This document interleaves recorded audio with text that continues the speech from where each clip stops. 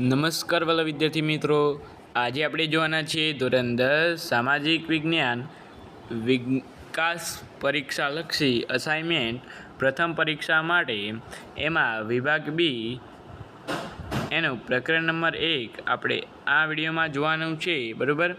એનું અસાઇનમેન્ટનું સંપૂર્ણ સોલ્યુશન આપણી આ યુટ્યુબ ચેનલ એટલે કે ધ ગુજરાતી એજ્યુકેશન પર તમને મળી જશે. તો હજુ સુધી લાઇક, શેર અને સબસ્ક્રાઈબ ન કરી હોય તો લાઇક, શેર અને સબસ્ક્રાઈબ કરતાનું ભૂલતા નહીં. તો ચાલો મિત્રો, આપણે વિભાગ બીના પ્રકરણ નંબર 1ની શરૂઆત કરીએ. તો અહીં સૌપ્રથમ પ્રશ્ન આપણને આપેલ છે કે ભારતની વિશેષતાઓ જણાવવાની છે. તો ભારતની કઈ કઈ વિશેષતાઓ હતી તે મિત્રો અહીં આપેલ છે. તો જોઈએ તો ભારત પ્રાચીન ગ્રંથ વિષ્ણુ પુરાણમાં ભારત માટે ભારત વર્ષ શબ્દનો ઉલ્લેખ છે. ભારતના શુભ કાર્યોની શરૂઆતમાં લેવાતા સંકલ્પો ભારત વર્ષ, ભારતખંડ, જંબુદ્વીપ, આર્યવ્રત વગેરે જેવા શબ્દોનો ઉપયોગ જોવા મળે છે. ભારત ઉત્તરે હિમાલય અને પૂર્વ, પશ્ચિમ તથા દક્ષિણ દિશાઓમાં સમુદ્ર જેવી કુદરતી સીમાઓ ધરાવે છે. ભારત વિશ્વની દ્રષ્ટિએ સાતમું અને ભારત વિસ્તારની દ્રષ્ટિએ સાતમું અને વસ્તીની દ્રષ્ટિએ બીજું સ્થાન ધરાવે છે, બરાબર. ત્યાર પછી ભારતે આપણને વિશ્વની પ્રજાને સમૃદ્ધ અને વૈવિધ્ય સાંસ્કૃતિક વારસો આપ્યો છે. ત્યાર પછી આપણે આગળ ક્વેશ્ચન નંબર 2 જોઈએ તો સંસ્કૃતિ માનવીની જીવન જીવવાની રીત એટલે કે the way of the life શીખવે છે એમ સાથી કહી શકાય. તો અહીં તેનો જવાબ આપેલો છે કે સંસ્કૃતિ માનવની જીવન જીવવાની રીત શીખવે છે, કારણ કે વ્યક્તિના પોશાક, આહાર, ખોરાક, રહેઠાણ, કુટુંબી જીવન અને તેની અભિવ્યક્તિની રીતો, મનોરંજન મેળવવાની રીતો, બોલવા ચાલવાની ઢબ, પાચન જ રીતો વગેરે સંસ્કૃતિ નક્કી કરે છે. તેથી કહી શકાય કે સંસ્કૃતિ માનવીની જીવન જીવવાની રીત શીખવે છે. અહીં મિત્રો હિન્દીમાં ટાઈપ થઈ ગયું છે, બરાબર મિત્રો. ત્યાર પછી આગળ જોઈએ આપણે તો ભારતનો વારસો. ભારત જે આપણું ટાઇટલ છે ભારતનો વારસો, એમાં વારસો એટલે શું? તો અહીં વારસાનો મિનિંગ આપેલ છે કે સંસ્કૃતિની અનેક વિધિ બાબતો એક પેઢી પોતાની અનુગામી પેઢીને આપે છે. એ પેઢી પોતે શીખેલ કે મેળવેલ બાબતોમાં ઉમેરે છે અને વળી એ પેઢી પોતાની અનુગામી પેઢીને બધું શીખવે છે અને આપે છે. આમ પેઢી દર જે કાંઈ આપણને મળે છે તેને આપણે વારસો કહીએ છીએ. આગળ જોઈએ મિત્રો આપણે ક્વેશ્ચન નંબર 4. આ મિત્રો તમારે મે 21માં પૂછાઈ ગયેલો પ્રશ્ન છે, બરાબર. તો હવે જોઈએ આપના સાંસ્કૃતિક વારસામાં કઈ કઈ બાબતોનો સમાવેશ થાય છે. તો મિત્રો અહીં આપેલ નીચેની દરેક બાબતોનો આપણે સાંસ્કૃતિક વારસામાં સમાવેશ થાય છે.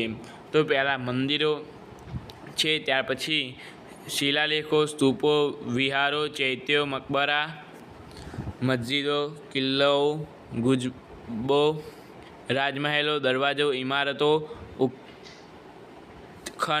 ઉત્ખનન એટલે મિત્રો ખોદકામ કરેલ સ્થળો એટલે કે ખોદકામ કરેલા સ્થળો, ઐતિહાસિક સ્મારકો તેમજ આપણા સ્વતંત્ર સંગ્રામના ઐતિહાસિક સ્થળો વગેરે આપણા સાંસ્કૃતિક વારસામાં સમાવેશ થાય છે. ત્યાર પછી આગળ જોઈએ મિત્રો તો આર્યો પ્રકૃતિ પ્રેમી કહેવાતા હતા. એ તમારે એકવાર ઓલરેડી પૂછાઈ ગયો છે જુલાઈ 22માં. ખૂબ જ આઈએમપી છે મિત્રો, તૈયાર કરી લેજો, ભૂલતા નહીં, કારણ કે આ પ્રશ્નો તમારે વારે વારે પૂછાતા હોય છે. તો અહીં આ પ્રશ્ન તમારે 100% પૂછાશે જ મિત્રો, બરાબર, કે આર્યો એ પ્રકૃતિ પ્રેમી કહેવાતા હતા. શા માટે મિત્રો? તો એનો આપણે જવાબ જોઈએ તો જવાબ કંઈ આ પ્રકારે છે. આઈએમપી છે એટલા માટે હું તમને અહીં અલગ રીતે આની પર માર્કરથી લખું છું મિત્રો, બરાબર, કે અહીં આર્યો વૃક્ષો, નદીઓ અને પર્વતો, સૂર્ય, વાયુ, વરસાદ વગેરેની પૂજા આરાધના કરતા હતા. તેમણે પ્રકૃતિના તત્વની શ્રુતિઓ એટલે કે વૈદિક ઋષિઓ મંત્ર રચી હતી. સમય જતાં તેમાંથી યજ્ઞ, યાદિક ધાર્મિક ક્રિયાઓ ભારતમાં શરૂ થઈ હતી. આથી કહી શકાય કે આર્યો પ્રકૃતિ પ્રેમી હતા. ખૂબ જ ઇમ્પોર્ટન્ટ છે મિત્રો, તમારે આ 2 માર્ક્સનો છે, 2 માર્ક્સ મેળવી શકો છો આટલો પ્રશ્ન તૈયાર કરીને.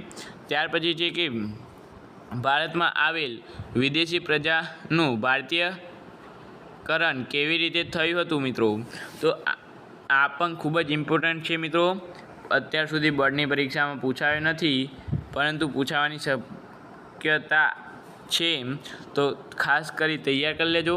તો અહીં છે જવાબ: સમયાંતરે ભારતમાં અનેક વિદેશ પ્રજા આવી.